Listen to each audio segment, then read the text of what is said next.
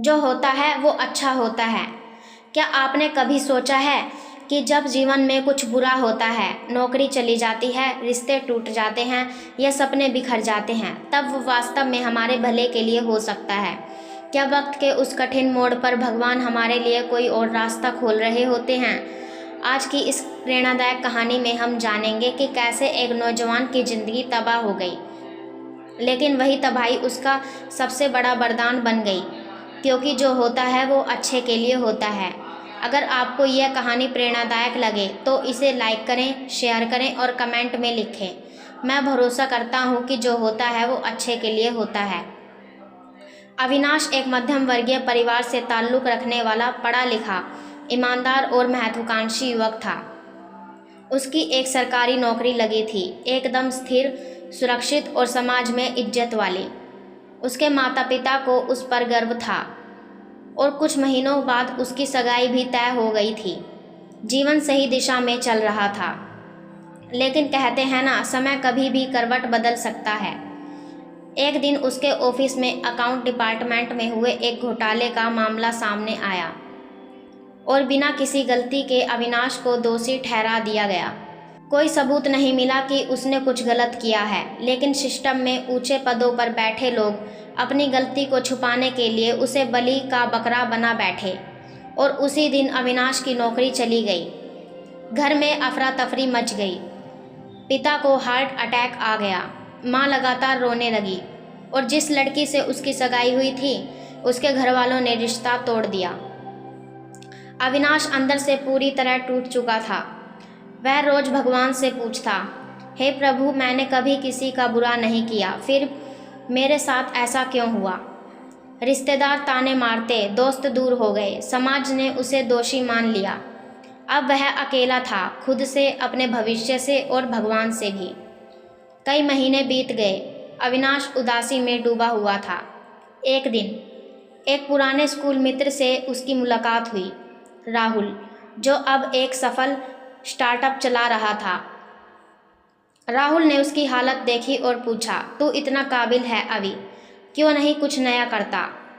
अविनाश ने कहा, मेरे पास ना पैसे हैं ना आत्मविश्वास।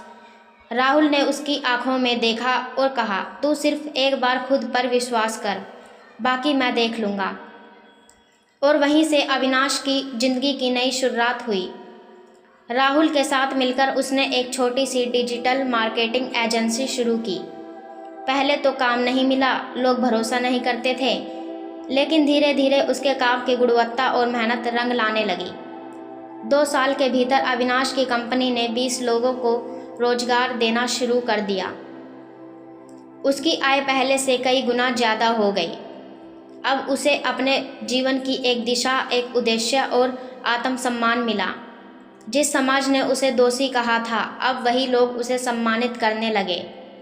एक दिन उसकी माँ ने उससे पूछा, बेटा, अगर तेरी वो नौकरी ना गई होती तो क्या तू आज यहाँ होता? अविनाश मुस्कुराया और बोला, नहीं माँ, तब मैं बस एक सरकारी कर्मचारी होता।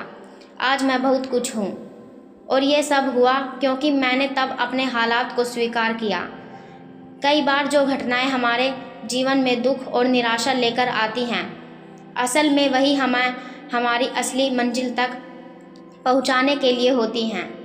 जो होता है अच्छे के लिए होता है। ये सिर्फ एक कहावत नहीं, एक सच्चाई है, अगर हम धैर्य और विश्वास रख सकें। कई बार भगवान वो नहीं देते जो हम चाहते हैं, क्योंकि वो हमें कुछ बेहतर देने की योजना में होते हैं। अविनाश की तरह ही हर कोई अपने जीवन में उस अंधेरे दौर से गुजरता है जहाँ कुछ भी ठीक नहीं लगता, लेकिन वहीं से शुरू होती है एक नई सुबह। तो दोस्तों, अगर आज की आपकी ज़िंदगी में कोई दुख, नुकसान या कठिनाई है तो हार मत मानिए। याद रखिए, शायद यही वो रास्ता है जो आपको एक नई ऊंचाई तक ले जाएगा। हो सकता है आज जो खो गया है वो कल किसी बड़े वरदान का रास्ता साफ कर रहा हो। Trust the process, everything happens for a reason. जो होता है अच्छे के लिए होता है। अगर आपको यह कहानी प्रेरणादायक लगी तो इसे लाइक करें, शेयर करें और कमेंट में लिखें। मैं भरोसा करता हूँ कि जो होता है वो अच्छे के लिए होता है। और अगर आप ऐसी ही और कहानियाँ सुनना चाहते हैं जो दिल को छू जाएं तो हमारे चैनल को सब्सक्राइब ज़रूर करें।